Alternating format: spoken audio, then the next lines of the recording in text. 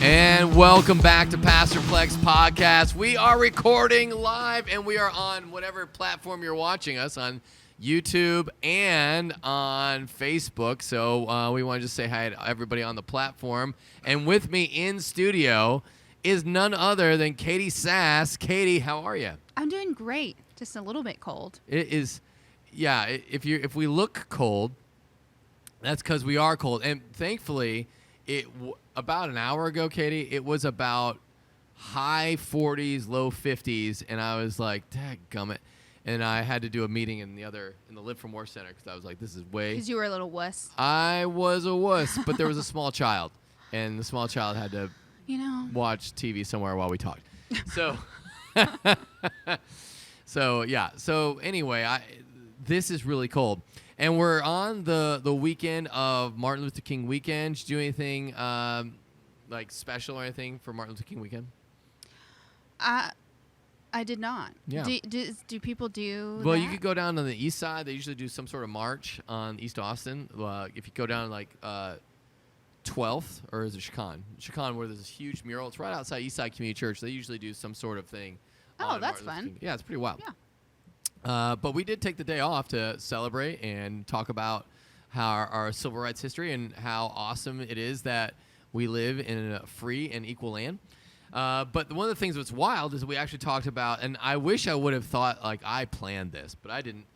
We talked about slavery in the Bible on Sunday on Martin Luther King weekend, which is always sort of a fun thing to think about. And it went okay. We kind of talked about it. I think what's really hard about these laws in Exodus is that they're just not super applicable when you talk about civil laws, or like don't boil a kid in his mother's milk, and you're like, I don't even own a goat. I think there's a lot of struggle with that. Don't boil a kid in their mother's milk. Mm-hmm. A kid, like a kid goat. Oh, I was like, where is that in the Bible? Yeah. I thought you were talking about like an actual kid? Well, they actually have laws about don't burn your child. That is actually. Well, no, I know, but I just was like, I haven't heard of that one. Yeah. In its mother. Yeah, mother's milk. What verse is that exactly? That would be. That's in Exodus? No, it's Deuteronomy. Deuteronomy 14:21. It's kind of a fun one for everybody. But we're in a lot of these laws. In chapter 21 specifically has laws on slavery, capital punishment, restitution for malicious intent, restitution for negligence.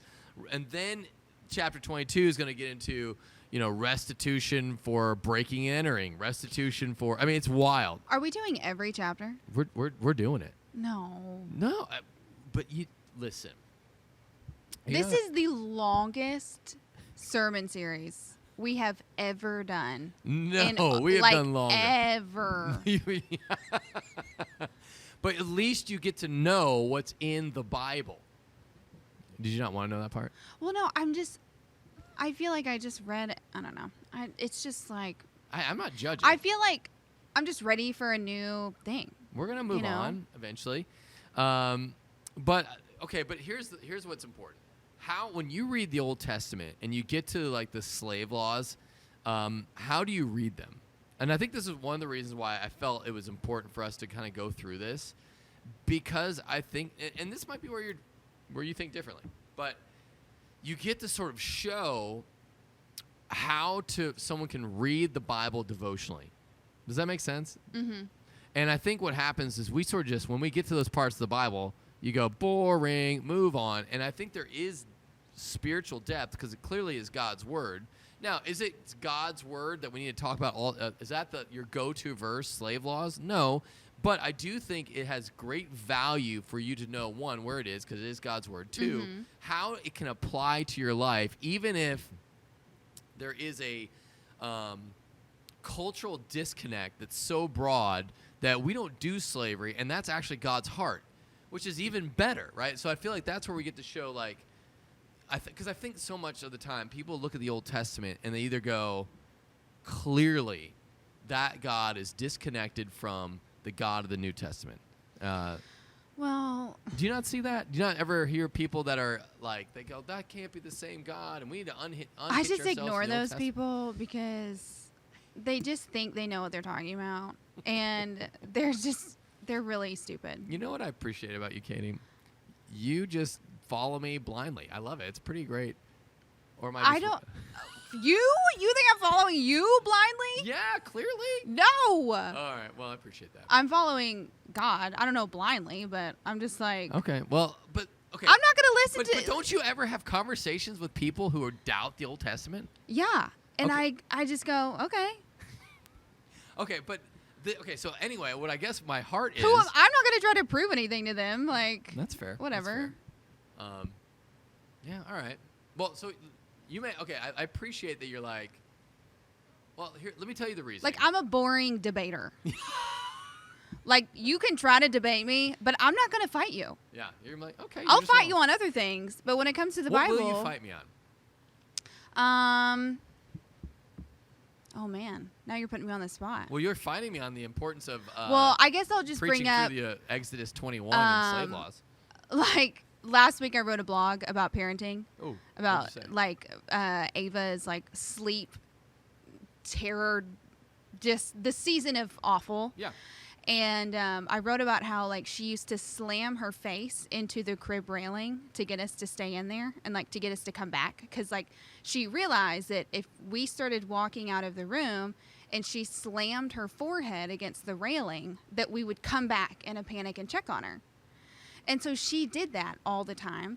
And then whenever we stopped coming back, then she would flail backwards and slam the back of her head against the crib, against the other side of the wall, to where we eventually had to pad her crib because she was thrashing so hard about having to go to bed.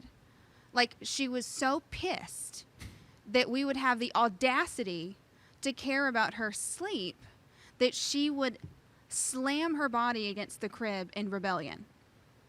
And so we ended up having to just ignore it, like, to get it to stop. Because we're like, clearly she's doing this for attention. Clearly she's doing this because there's nothing wrong with her. Like we're like, there's nothing wrong with you. Like, stop acting like this. And so I wrote in there all of the responsive, like, I don't even remember what I said. There are going to be a lot of responsive sleeper moms that are going to say, she's not being manipulative. There's a need that needs to be met, and da-da-da. And I said, I will fight you. Like, you did not live that. Right. You didn't live that. And you don't know my child. Okay. And so, yeah, I think... So that's where you're going to go to the mat. That's where I will fight you. Parenting. Yeah. Okay, fair enough. But when it comes to the Bible... Believe it or not, I don't know.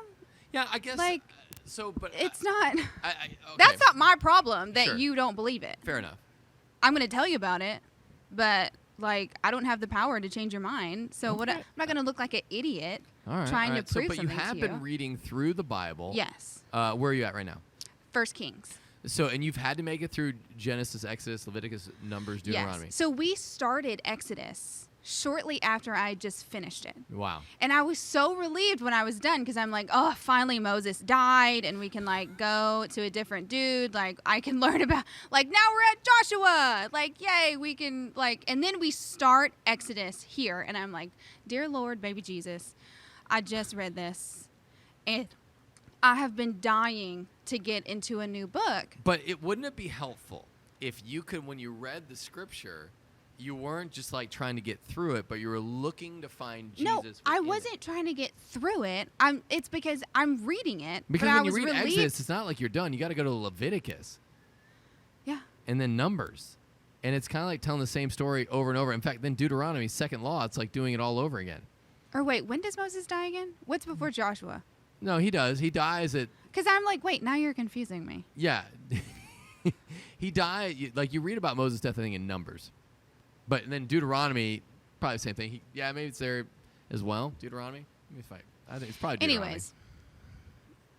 Now I can't remember what I've read, but I was excited to move on to something new. Yeah, it's Deuteronomy. And so I'm like, I'm just... Okay, no. maybe not when I finished Exodus. We started Exodus when I read the chapter of Moses dying. And so is that the end of Deuteronomy? Okay, so that's where I was. So I had just lived the life with Moses. Okay? And so then I'm coming to church, and now I got to do it all over again. I'm like, I was just hanging out with Moses, okay, for a bunch of weeks. And so now I'm just like, golly, like, what's next? All right. What would you want to hear next? Judges, for sure. We preached through Judges. When? The whole thing. You probably did, but back in the day when you were a young believer. Yeah, probably. But actually, what was really cool is 1st and 2nd Samuel. Like, I text you and I said, if they made this a movie, Hollywood wouldn't need to add anything. Right. It'd be rated R on its own. That's true. All right. Well, back to this particular sermon. Okay. What was it about again? Do you remember? So it was about slavery. It said, these are the rules that you shall set before them. When you buy a Hebrew slave, he shall serve 6 years. In the 7th, he shall go out free for nothing. Which to me is like, this is wild. They're talking about slavery as the very first thing right after the Decalogue or the 10 Commandments. Like, okay, now this is from you. You're like, I don't care. But, like, is there any party that thinks that's interesting at least? Like, why would you do that? Or is it just like, you had a list of things, throw them on there, and whatever hits the wall sticks, and we'll go with that? I think I would just go with it. All right. Yeah. Okay. Yeah. Hey, I can appreciate that. Well, to me, it was awesome because what it says is God cares about the least of the people by putting them first in priority of who gets law protection. And so I thought that was very fascinating. If the First Amendment was we're going to take care of the poorest of the poor, that would say a lot about what the nation stands for. Do you know what our First Amendment is? Is it freedom of speech? Yeah, there we go. Okay. Nice. Yeah, I was like, it's either that or guns. Well, the fact that you know that is pretty amazing. I mean, not. Oh, thanks.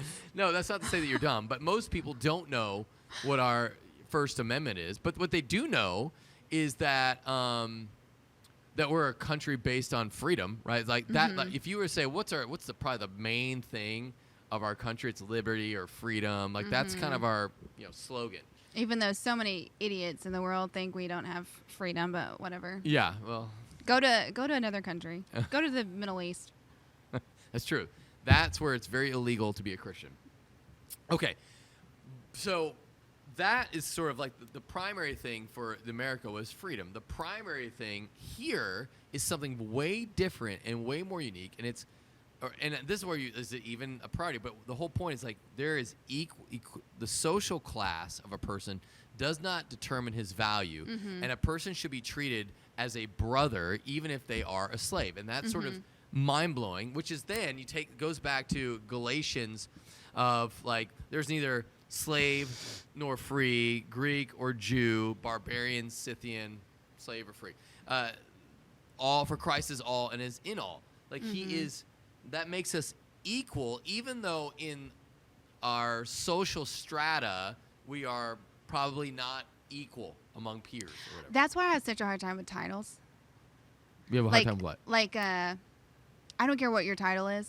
Oh, yeah. Yeah, like, you do have a hard time with that. It's good for you. I'm going to just treat you how I feel like you should be treated. But... Yeah, I'll admit that that's a struggle of mine. Yeah. Like, I don't care how high up you are in a company. Like, if you're a jerk, like, you get jerk treatment. I'm not gonna respect you. Like, okay, cool. All right, that's good. All right, well, how about like if the president were to walk in, would you be like, Joe, we've got issues, and we need to talk? I wouldn't be purposefully rude. Okay. But I don't think I would, like, stand and, like, shake his hand or something. Okay. All right. That's fair. Yeah, I would. I definitely want to meet the guy. And if he would sit down and talk with me, I'd share with him all the things I think we could do better. But I feel like... See, I'd love to have coffee with Trump. Tell me why. He's just interesting. He's a little more fun. Like, I feel like a coffee date or, like, some sort of, like I don't know. It'd be just fun. He is fun. In Iowa, Did you follow the Iowa caucus? The caucus? Do you know what that is? I don't know what a caucus is. All right, the Iowa caucus is where and they do it weird in Iowa.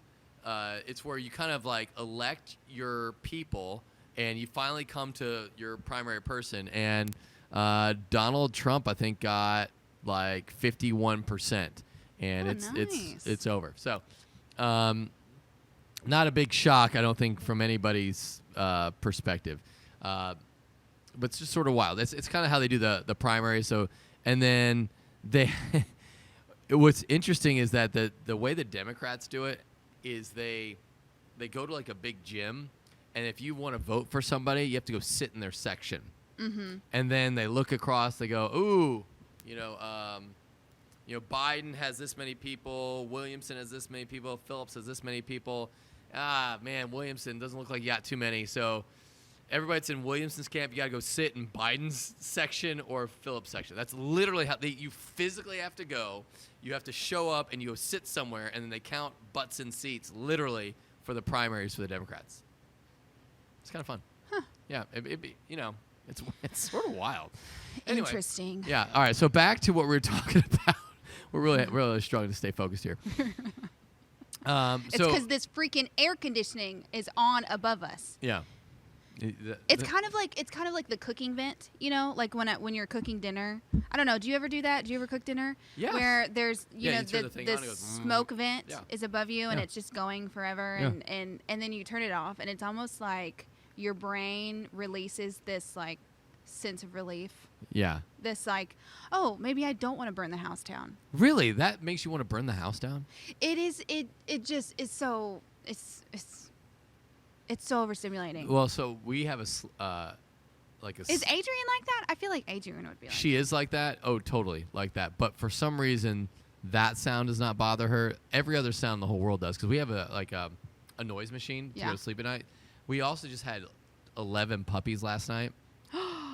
And so you would think our house sounds like the house had 11 puppies last night.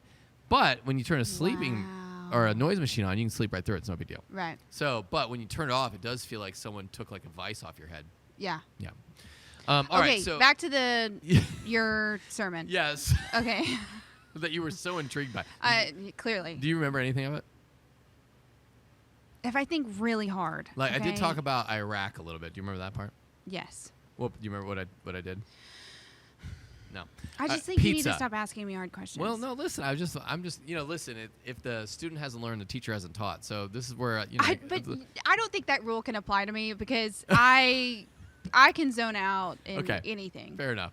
So one of the biggest things, like, leaders eat last, is sort of like one of the things that we talk about in the military all the time. Oh, I do remember when you talked about that. Yeah. So I flew. Like I had this. It was like a cool trip. I mean, first off, flying on helicopters anywhere is awesome. But I flew on a helicopter from where I was outside of Fallujah to Baghdad. And the whole time I'm flying across the Iraqi airspace, I'm thinking we're going to get like an air-to-ground missile or ground-to-air missile and just get destroyed. But we made it. Mm-hmm. And we get there. I testify against this terrorist. And then they had Pizza Hut in Baghdad, which I was not aware of. And I was very excited about. And I got a pizza for me, and I ate it that night. And then I went and bought like 4 or 5 more and shoved them into a cooler, brought them onto a helicopter on the way back, and we're having to fly, pretty high, but then low and high. And so you're just wondering how your pizza is going to make it. And they all made it fine.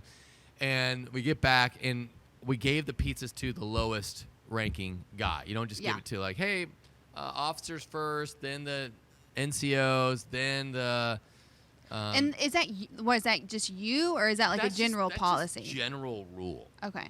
You can do whatever you want, but you'll be a complete dirtbag. There were times like when we were handing out food, I would have nothing because somehow the mess hall worker that was supposed to put the food in our truck didn't give us enough. However that. Yeah. And so the first sergeant and I had like a little scrap of like noodles, and that was it. Yeah. And I was like, all right. Good thing I brought an extra MRE. It's so funny to like think that you were this like hardcore guy that talked to terrorists in the Army.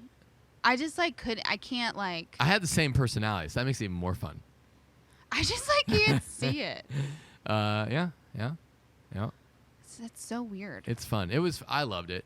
But you also got to remember, I loved like when stuff was exploding. I loved to charge into the fire. Let's go. Yeah. Your intensity was probably very fitting for those. The intensity matched. Yeah, it was fun. I got to be an airborne ranger. Not exactly something I've ever thought I would be doing when I was a kid, but it was definitely one of the most valuable things ever. All right, so primary you gave thing the pizza. You gave the pizza to the lowest. Yeah, leaders eat last. You applied it to the sermon. And then I said, I kind of went to Jesus. So the way I did it devotionally is I said, listen, whenever you look at how God put the slaves first, Jesus, in a sense, said, listen, God put the slaves first in the Old Testament, and then Jesus says, you must be a slave yourself to serve others. Yeah, we are slaves to God. And I think that's, and then slaves to other people because we are slaves to God.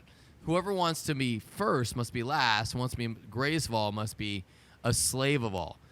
For even the Son of Man came not to be served, but to serve and give his life as a ransom for many. Now, does that push against you in any way? Do you get annoyed by that? Or is that like, yeah, I need to be serving more people? No, I mean, I think I do need to serve more people. I think if you deny the fact that you could serve more people, then you're probably not serving anyone. Right. Okay. And that's, I feel like this is where Jesus really, again, when he says the greatest must be the slave, he is really doing a economic, social equality thing without touching anybody's money, which is wild to me. Because I think this is where some people might say, well, this is obviously where Jesus is smashing at capitalism. I don't think so. He says whoever must be first, or whoever would be first, among you must be slave of all. So those with the most resources should come and serve people out of a heart of, because I'm of God, I'm not like the Gentiles, I do it differently, and I'm going to serve people out of the goodness that God has placed in my heart, not out of the state's desire for me to have less or everyone to have the same amount. And I think not even in heaven is it like that.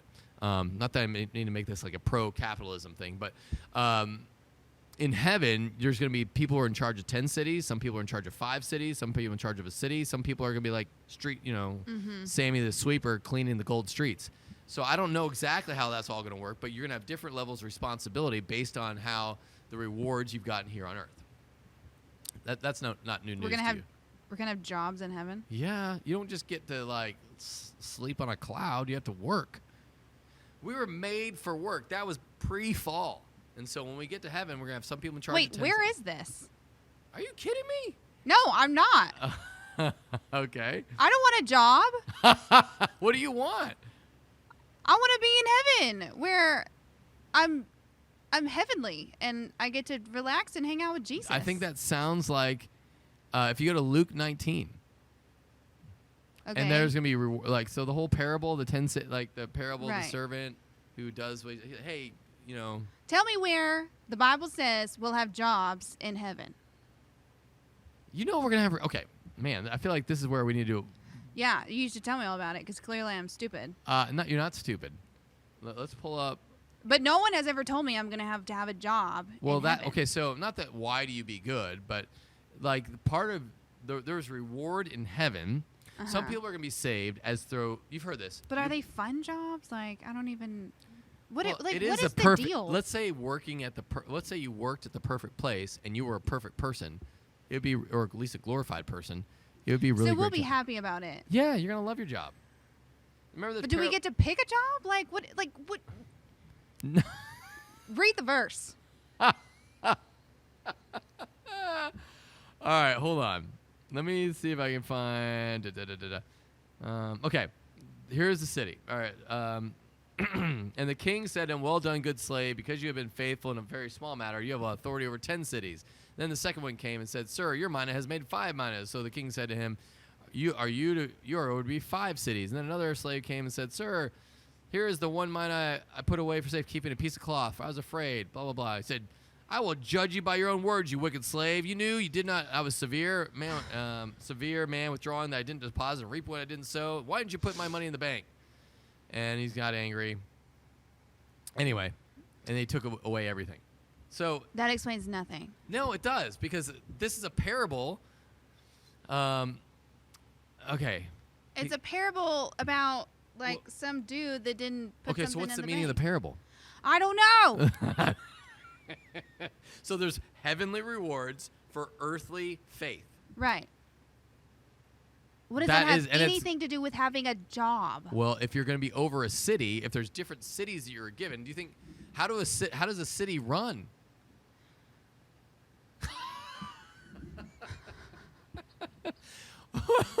What kind of jobs are there going to be in heaven? Listen, like what kind of CEO is going to be running this joint? Jesus. Well, what kind of jobs does he make for people? Well, I don't even know. Like this is news why- to me. Okay, how about this? Remember when I said whenever James and John, this is the part in the sermon, James and John came to Jesus, they said, "Hey, Jesus, put us each at one at your left and one at your right when you come to your kingdom." What do you think that meant? They're hanging out. They wanted positions of authority and power. Authority and then over they were who? rejected. Sure. Sort of. They said it's not his to grant, but the Father in heaven is going to decide who gets that. Okay. You're still not No. giving any clarity No, on what I'm saying- where in the Bible does it say we'll have jobs in heaven? What are you going to just float around and play a harp? I'm going to hang out and have fun and just be happy and is it what else are you supposed to do in heaven? You're supposed to do what Jesus tells you to do. So Enjoy your day. So you've got the not millennial. have a job. Hold on. During the millennial kingdom, which that's a 1,000-year reign of Christ on earth, and then at the end of that 1,000 years, God's going to turn Satan loose. He's come to deceive a bunch of people, and then Jesus is going to destroy them all. Right. You remember that part? Yes. So how do the cities run when you're living there in a glorified body with all the non-glorified people running around? They just run. It just runs. Okay. It just we just exist in heaven and we're happy. But like And we- you have. It's leisurely, right? I mean, remember, if we're in Jesus, you're always resting, right? You are so angry at me. You're giving me the look like you're Well, so. because you're not even giving any clarity I on this am idea that we're gonna have jobs in heaven. Okay, gosh. Okay. You read me some text that had no clarity. That Okay. actually just confused me even more. So All right. I can't be the only one that is caught off guard by this. Am I the only idiot that goes to our church? Like, does anybody else? All right. Is anybody else? So like, we wait, are going to be what is- servants who serve Jesus. Revelation 22:3. Right? Yeah, serving. What is that? Is that not work? It's not a job. How is that not a job? What do you define a job as? You go to work. Like I'm a teacher. I'm a preschool teacher. Okay. Photographer.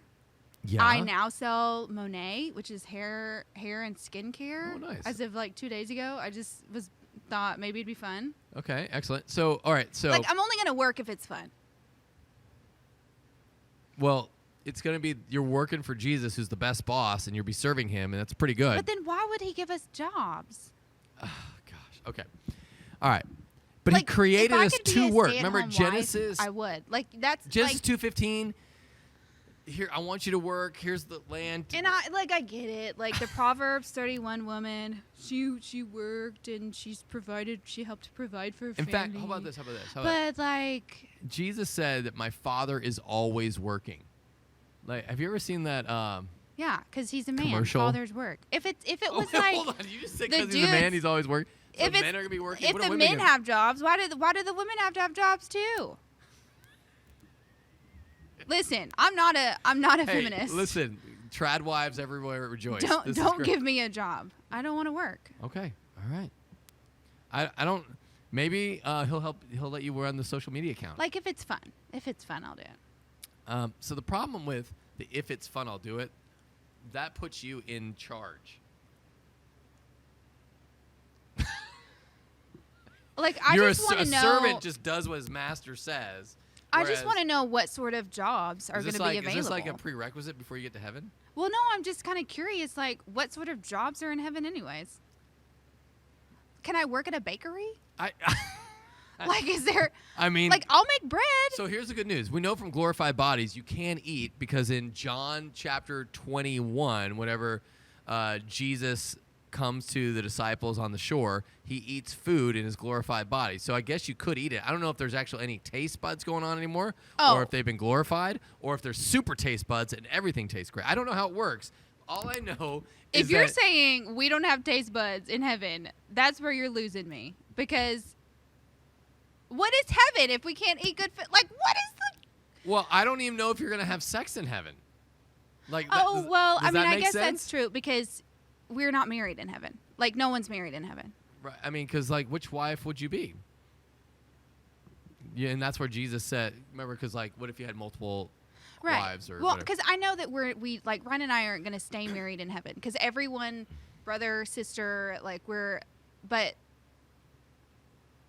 like, food, we gotta eat. Like, well, not if you have a glorified body that doesn't ever decay. But we can't ever, like. Is heaven sounding more and more depressing to you? Yeah, you're making it suck. No. Like, I don't know. Listen, I think why are you, like, downgrading I'm heaven? not downgrading. I'm just trying to bring the truth. Like, now all of a sudden I'm told that we're not going to be able to eat food, no, and I have to have a job in heaven. Said that you like, possibly could eat food, what because is clearly Jesus ate food in a glorified body. You just won't like, need oh, to eat we food. won't have taste buds, and we'll Well, have to have I jobs. don't know Welcome to if heaven. You'll have glorified taste buds. Maybe you taste everything perfectly as it was designed, and you'll have perfect food, which makes it really probably way better. And you'll have infinite time to enjoy them. You know, ever been at like a coffee shop? And you'll never. It's like calorie-free food. Well, it kind of goes back to manna.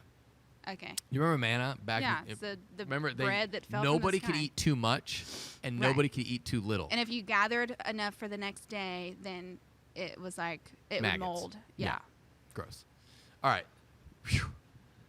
This podcast did not turn out the way Well, you probably shouldn't have told me that I'm going to have a job in heaven. All right. Well, hold on. I did have some question that came up specifically since on Martin Luther King weekend. It is kind of interesting. Do you think here it was?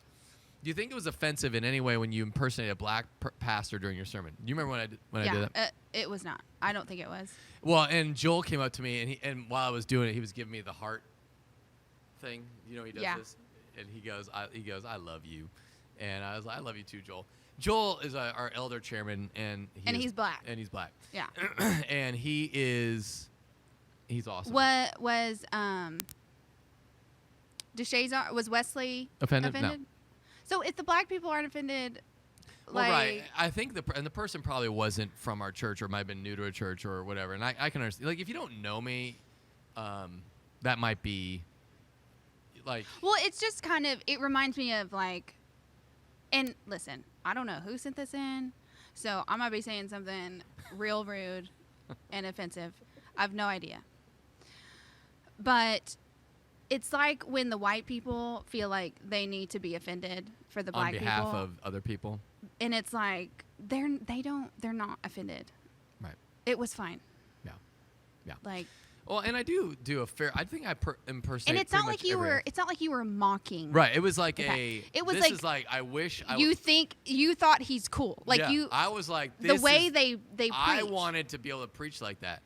In fact, like I listened to. It was weird. Here's what's great. So many black churches have like sermons on what shall I render, and it came from Psalm. Oh man. What psalm is it? Psalm 116, and it is so awesome. And I listened to sermon after sermon, and there wasn't like one. There might have been like 2 white pastors on all of YouTube that preached on it, and they were like not interesting at all. But every one of the black pastors I watched, I was loving it. It was like motivating. Yeah. And I think the challenge like I gave to fire. a predominantly whiter church is we don't ask that question. Yeah.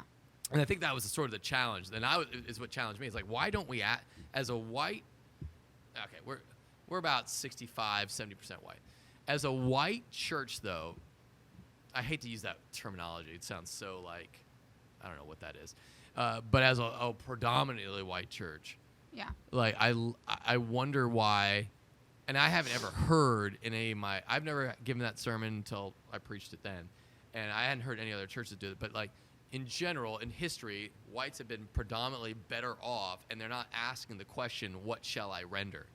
And then I thought, oh, at the churches I was watching, these were not like churches were like big money churches. This was like humble churches, and they were going all about, what shall I render to the Lord for what he, and I was like, it moved me. In fact, I did write a song about it. Can I No. say? No. Oh.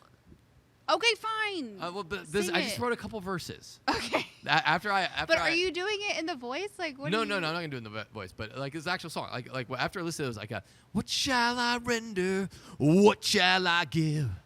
What shall I offer for this life that I live? And then I was gonna go on further, but that's kind of what I came up with after listening to several black pastors preach it passionately. I was like so moved. Yeah. Anyway, so I've always thought it'd be really fun to just visit, and Yeah. it's like just a different taste of culture, It's just a like church taste culture. of culture. It's a flavor that I love, and it's fun, and And it's I the think, church. well, and it's like, it's good to appreciate variety in preaching, Mhm. like. And I don't think that if a black pastor saw you Yeah, doing that, I don't think he would think, oh, he would. I think he That's- would give me the same. If like he knew I me. think he would enjoy it. Like, oh, he appreciates the way we preach. Well, I've been to black churches, and then they impersonate a white guy. And it's probably hilarious. And it's hilarious. And if they'll say what I've seen, and it was like complimentary. It's like, if you like a black pastor was talking about a white people. It's like white people, and they kind of like they're talking about. Like, here's how white people operate. They don't talk about whatever the thing is. What they talk about is what they're saving for their kids for college. And then everyone laughed, and I was like, huh, that is true. That is what white people like talk. most of it's when black people make fun of white people, it's like pretty much always accurate. Yeah, it's nailed. It's right on, and it's fun. Anyway, I think that's where we maybe in a culture that has overcome a lot of darkness, and this might be the dark humor side, or maybe it's the healthy humor side. And I think that's the part where we need to do a better job of being able to laugh at ourselves and not take ourselves so seriously. Yes. But at the same time, not you don't want to just sweep under the fact that our country has been really awful in many ways to people of color for many years, which is why I think it was a big deal to really kind of honor Martin Luther King for what he has done. Love the fact where we are in freedom. Now, you know, what's hard about Martin Luther King, I don't know if you knew this, it's wild. It's like, you know how everyone has a scandal? Even Martin Luther King has a scandal. But that doesn't, he's human. Yeah, it doesn't take away from the freedom that he gave to our country. Like what he stood for. Yeah, it was so awesome. Yeah. But yeah, I mean, the guy had a past. It's like with Ravi Zacharias. You know who that is? Yeah. Like you can't talk about Ravi Zacharias because he was a dude that had just an awful past. And it's interesting that I think we're in a different age now. But in that day, MLK, you didn't have the social media coverage. You didn't have people digging up people's skeletons. Right. And so, anyway. So I'm super grateful that we do live in our country now, that he really paved the way for and gave his life like sub 40, which is wild to think about. Yeah, because racism still exists. I mean, people are still awful. Right. And both ways. But, Like yeah. and then it within your own race. And I think it's been extrapolated like 800 times. I think we think about race way more than we did before COVID. Right. It's because social media. It's been we fed into the great social media machine of being polarized. Like I remember being in high school, like middle school, high school, and I'm from a small town where like it was like half of us were Pittsburgh, Texas, ladies and gentlemen. Half of us were white, or maybe it was like a third white, third black, third Mexican. Like it was just like A mix of all of us. And I never really feel like I thought about race. Like it was just like we were all there and we were all friends. And yeah, and this is the part where, you know, as when you're the majority culture for the most part, you don't think about race until you're not the majority culture. yeah, and I can see that. And so I think that's what's hard now that we're on a race talk. But I think that's what's hard for people to hear white people say that. Like I've never even thought about that. And like exactly, And you're like, what? Yeah. And you don't understand how hard it was for me. And I'm like, okay, I can see that. Well, it's like you can't blame us for what we don't know. Right. Like it's like we want to learn and listen and love and all the things. Yeah, but the biggest piece of this is that going back to Exodus 21 is that God valued every person, and he said, even with among slaves, you want to treat them as you treat a brother. And that's wild to think about. Right. And so, or he said a hired worker, but what that meant is someone that was a Hebrew, like a brother in the sense of a Hebrew. And I think that's where we need to do a better job of looking at people. And I do appreciate, the one thing I do know about you, Katie, is you might not give any honor to a CEO or the president or anybody, but you also don't give any disrespect to a janitor. Right. Yeah, I think you do a good job of that. And I think that's sort of the heartbeat is that God doesn't show favoritism. We need to show respect and grace to everyone. But God does say, give honor to the king and anyone who has a position. Right. And, I know. And that's, that might be the part you work on. No, I know. I'm aware. Yeah. Because it helps move the gospel forward, and it shows civil respect, which is fine. Okay. Let's see. I think I have one. Do I have another question in here? Oh, here it is. In Exodus, if Moses wrote Exodus, why do you write it in third person? That is a great question. And a lot of the biblical writers wrote in third person. And I think that's a way a lot of prophets wrote. There were some times where prophets write in first person. Sometimes they write in third person. And that was a very, very normal way of writing. Yeah, and so and you have to talk about Moses in the third person. That might seem odd. John does that as well. The gospel writer John, Matthew, Mark, and John all write in third person. Luke does a first person writing whenever it's first person, but then he goes to third person whenever he's not talking about himself. I think it's an adequate question. I think that sometimes that could make people feel like I don't trust the Bible, but I think it's just a way of writing that you're wanting to convey an impersonal view of this. And to be fair, for Moses, he did write himself in as the most humble man in all the earth. And so, you can't really deny that. And it would be really weird to write, since I'm the most humble guy that ever walked on the planet,